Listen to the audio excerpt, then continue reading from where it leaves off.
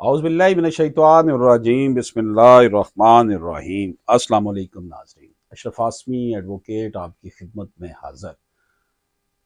नाज़रीन किराम, लाखों करोड़ों दुरूद नबी पाक सल्लल्लाहु अलैहि वसल्लम की ज़ात मुबारक पर, जिनके मुतल्लक अल्लाह पाक फरमाता है कि नबी अगर मैं तुझे पैदा ना करता तो ज़मीन व आसमां पैदा ना करता। नबी अगर मैं तुझे पैदा ना करता तो अपने रब होने का इजहार ना करता। नाज़रीन किराम, आज जो हम पेश कर रहे हैं आपकी खिदमत में वो बड़ी इंपॉर्टेंट जजमेंट है। सुप्रीम कोर्ट ऑफ पाकिस्तान की लेटेस्ट जजमेंट है 2024 की। इसमें standard of evidence for challenging a registered और अनरजिस्टर्ड डॉक्यूमेंट्स, कि अगर किसी रजिस्टर्ड डॉक्यूमेंट्स को चैलेंज करना है या गैर रजिस्टर्ड डॉक्यूमेंट को चैलेंज करना है तो उसकी जो एविडेंस होगी, उसके जो शवाहद होंगे, उनको जांचने का मेयार क्या होगा। कि अगर हमने चैलेंज किया है रजिस्टर्ड डॉक्यूमेंट्स को, तो उसको जो चैलेंज किया गया है और उसकी जब एविडेंस ली जाएगी, शवाहद इकट्ठे किए जाएंगे, गवाहियां होंगी, तो उसका क्या स्टैंडर्ड होगा रजिस्टर्ड डॉक्यूमेंट्स पे और गैर रजिस्टर्ड डॉक्यूमेंट्स पे। ये चीज़ जो है हम देखेंगे आज के अपने इस जो है वो वीडियो में। नाज़रीन इकराम, सुप्रीम कोर्ट पाकिस्तान का ये फैसला है और ये 2024 का फैसला है। इसको सिविल अपील नंबर 81K/2022, ये सिविल अपील नंबर है इसका। Mister justice Ijazul Ahsan, mister justice Syed Hasan Azhar Rizvi, mister justice Irfan Saadat Khan, 3 justice साहबान ने इस केस को सुना। टाइटल है इसका मुसम्मात Nasreen and others versus Ali Bakhsh and others. नाज़रीन इकराम, इस केस में जो फैक्ट्स हैं वो कुछ इस तरह से हैं कि ये एक अपील की गई है 185(2)D constitution of Islamic republic of Pakistan 1973 के तहत सुप्रीम कोर्ट में Lahore high court of Sindh की जजमेंट के खिलाफ, जहां पर सिविल रिवीजन जो थी, रिस्पोंडेंट ने जो फाइल की थी अंडर सेक्शन 115 सीपीसी के तहत, वो अलाउ कर दी गई थी और जो जजमेंट और डिग्री पास की थी ट्रायल कोर्ट ने, वो बरकरार रखी थी सिंध हाई कोर्ट ने। उस जजमेंट के खिलाफ जो है वो ये सिविल अपील की गई है। नाज़रीन इकराम, इसमें जो इशू डिस्कस किया जा रहा है वो बड़ा अहम है कि whether the standard of evidence is uniform when challenging a registered document as compare to challenging an unregistered document. क्या रजिस्टर्ड डॉक्यूमेंट को जब चैलेंज किया जाता है तो उसमें जो शहादतों का, गवाही का, एविडेंस का जो मेयार है, क्या वो उसी तरह होगा जब किसी गैर रजिस्टर्ड अनरजिस्टर्ड डॉक्यूमेंट को चैलेंज किया जाएगा? तो उस वक्त जो शहादतें दरकार होगी, जो एविडेंस रिकॉर्ड होगा, उसका मेयार क्या होगा? ये हमारा जो है क्वेश्चन है आज का। तो इसका जो कंक्लूजन है वो यही है कि standard of evidence is not uniform when challenging a registered document as compare to challenging an unregistered document. तो एक जैसा मेयार नहीं है उनकी शहादत का, एविडेंस का, जब चैलेंज किया गया हो रजिस्टर्ड डॉक्यूमेंट को या गैर रजिस्टर्ड डॉक्यूमेंट को। उन दोनों का मेयार डिफरेंट होगा। तो नाज़रीन इकराम, हम इसको देखते हैं। The standard of evidence required to discharge the initial burden depends on the facts and circumstances of each case. जो गवाही का, शहादत का, शवाहद का जो मेयार होता है कि क्या इसमें शवाहद है कि इसके फैक्ट्स क्या हैं, वो हर केस के फैक्ट्स के हालात वाक़यात के मुताबिक होते हैं। It cannot be said that it will be consistent in all situation. Her situation में एक तरह के हालात वाक़यात नहीं होते। बाज़ औक़ात a simple denial is adequate to shift the burden to the opposite parties। बाज़ औक़ात सिर्फ एक सिंपल डिनाई करने को, इनकार को, उससे जो बर्डन है प्रूफ वो दूसरी पार्टी पर शिफ्ट हो जाता है। While at other time material evidence is necessary for the same purpose. बाज़ औक़ात सिर्फ इनकार से काम नहीं चलता बल्कि उसके लिए मटीरियल एविडेंस चाहिए होता है। सफ़ा मिसल पर डॉक्यूमेंट्स की भी जरूरत होती है।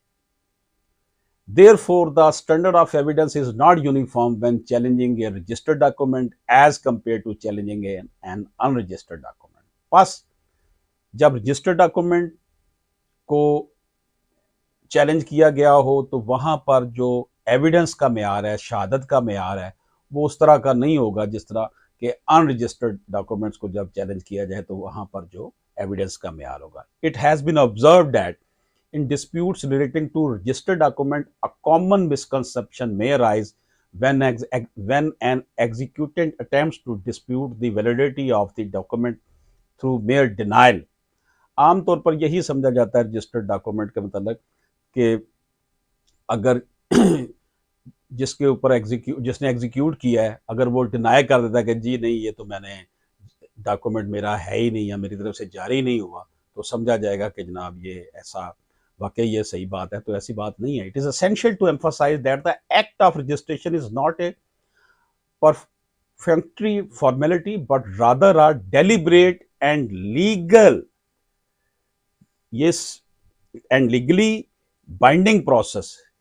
ये सिर्फ ये नहीं है कि जल्दी में बस कह दिया जाएगा कि जनाब हाँ जी बस जी ठीक है ये डॉक्यूमेंट इसका नहीं है, इसने जारी नहीं किया था, इसके ऊपर ये बस वैसे ही किया गया है, बल्कि डॉक्यूमेंट को rather are deliberate and legally binding process, इसको साबित करना पड़ेगा। When a document is registered, it becomes an official record available to the public. जब किसी डॉक्यूमेंट को हम रजिस्टर्ड करवा लेते हैं तो एक ऑफिशियल डॉक्यूमेंट बन जाता है, वो एक पब्लिक डॉक्यूमेंट बन गया है किस्म का।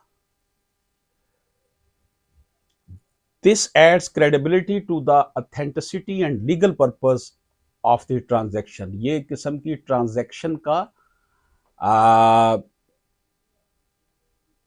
यानी पब्लिक फंक्शनरी ने उसको टेस्ट कर दिया है कि जनाब ये जो ट्रांजैक्शन हुई है, जो लेन देन हुआ है, उसको लीगल पर्पस के लिए उसकी अथेंटिसिटी होगी कि उसके आपने रजिस्टर्ड करवा लिया। जबकि अनरजिस्टर्ड डॉक्यूमेंट जो है उसके अंदर इस तरह की कानूनी बैकेज उसको नहीं होती, लीगल इंडोर्समेंट नहीं उसके अंदर होती। जो रजिस्टर्ड करवाया गया उसकी और अहमियत होगी, जो गैर रजिस्टर्ड होगा उसकी अहमियत कुछ और होगी। बेशक आपने स्टाम्प पेपर पर भी बनाया हो, लेकिन वो बात नहीं होती। While they may carry evidentiary weight, their value is inherently lesser as compared to the registered document. तो जो गैर रजिस्टर्ड डॉक्यूमेंट है वो उसकी इनहेरेंटरी वैल्यू जो है ना, यानी कि वो बनाई ही जब है तो उसकी वो वैल्यू नहीं है जो कि रजिस्टर्ड डॉक्यूमेंट की है। The absence of registration renders unregistered documents vulnerable to challenge regarding their authenticity and enforceability. तो इसके अंदर जो है ना एक किस्म का ये उसकी ऑथेंटिसिटी जो है ना वो रिस्क पर होती है जो अनरजिस्टर्ड डॉक्यूमेंट होता है। ताहम अगर कोई डॉक्यूमेंट रजिस्टर्ड है bye registration authority in accordance with law, that become legal document, उसकी बिल्कुल डिफरेंट हो जाएगी, वो एक लीगल डॉक्यूमेंट बन जाएगा। और that carries a presumption as to the genuineness and correctness under articles 85 subarticle 5 and 129E of the कानून शहादत ऑर्डर। तो वो एक जेन्युइन कंसिडर किया जाएगा आर्टिकल 85, 5 और 129E कानून शहादत ऑर्डर के तहत। A mere denial by the executing of a registered sale deed is insufficient to shift the burden onto the beneficiary of the registered document. सिर्फ अगर कोई रजिस्टर्ड डॉक्यूमेंट जो रजिस्टर्ड सेल डीड है उसको डिनाई कर देता है तो इतना ही काफ़ी नहीं है कि बर्डन जो है वो बेनिफिशरी के ऊपर शिफ्ट कर दिया जाए, बल्कि क्या होगा, he executant must establish his assertion of fraud और फोर्जरी। उसे ये साबित करना होगा कि इसमें क्या फ्रॉड किया गया, क्या फोर्जरी हुई है, क्या दो नंबरी की है, क्या इसमें गलत लिखा गया, क्या इसको में मिटाया गया, क्या इसमें ऐसी चीज़ लिखी, by producing some evidence other than his denial to shift the burden onto the beneficiary to prove the valid execution of the registered document। सिर्फ ये कहते जी ये झूठा है, ये डॉक्यूमेंट गलत है, फ्रॉड है, बल्कि उसे साबित करना पड़ेगा by through cogent reason, cogent evidence. This legal principle reflects the recognition of the high evidentiary value attached to the registered document as compared to unregistered document। ये लीगल प्रिंसिपल जो है ये रिफ्लेक्ट करता है कि जो रजिस्टर्ड डॉक्यूमेंट्स होता है उसकी वैल्यू क्या है और अनरजिस्टर्ड की क्या है। यानी कि आप रजिस्टर्ड अनरजिस्टर्ड को अगर डिनाइल कर देते हैं तो वो तो पहले ही अनरजिस्टर्ड है, लेकिन अगर आपने रजिस्टर्ड डॉक्यूमेंट को कोई डिनाई कर रहा है तो फिर उसके लिए आपने सिर्फ डिनाइल से काम नहीं चलेगा, साबित करेंगे कि इसमें कहाँ फ्रॉड हुआ है, कहाँ फोर्जरी हुई है। इसलिए रजिस्टर्ड डॉक्यूमेंट जो है उसकी एविडेंट्री वैल्यू बहुत ज़्यादा होती है, बैकेज होती है, लीगल बैकेज होती है, और उसके साथ साथ ये होता है कि इसमें कानूनी तौर पर इतना तहफ़्फ़ुज़ उसको मिल जाता है कि अगर उसको झुटलाया जाना है उस रजिस्टर्ड डॉक्यूमेंट को, तो उसके लिए फिर मेयार जो होगा एविडेंस का वो बड़ा सख्त होगा as compare to unregistered document. तो नाज़रीन कराम, ये जो केस लॉ आपकी खिदमत में पेश किया है, justice Ejazul Ahsan, justice Syed Hasan Azhar Rizvi, justice Irfan Saadat Khan साहब ने इस केस को सुना और सैयद हसन अजहर रिजवी साहब ने इस केस का फैसला किया। ये मुसम्मात नजरीन एंड अदर्स इसमें एपिलेंट्स थे और अली बख्श एंड अदर इसमें रिस्पोंडेंट थे। और ये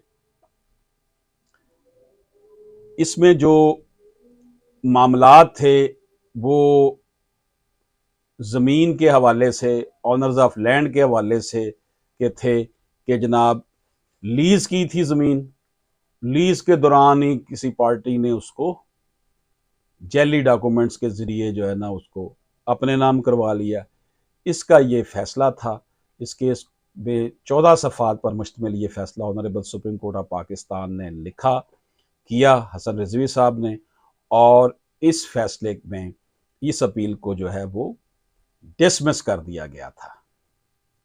the trial court, after thoroughly considering the evidence presented by the parties and observing the inconsistencies and irregularities in the registered suit sale deeds, rightly degree the suit in favor of the respondent by concealing the suit sale deeds, cancelling the suit sale deeds. Unfortunately, the first appellate court ignored the above aspects, accepted the appeal, and erroneously reversed the judgment degree of the trial court. The appellate court based its decision on the mistaken premise।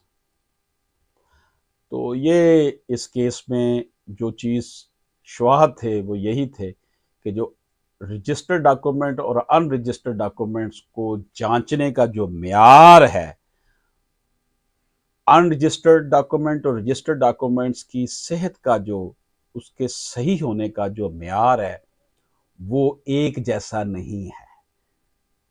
जब उसके evidence और तरह के चाहिए, इसके evidence और तरह के चाहिए। अशरफ आसमी एडवोकेट को इजाज़त दीजिए। अल्लाह हाफिज़।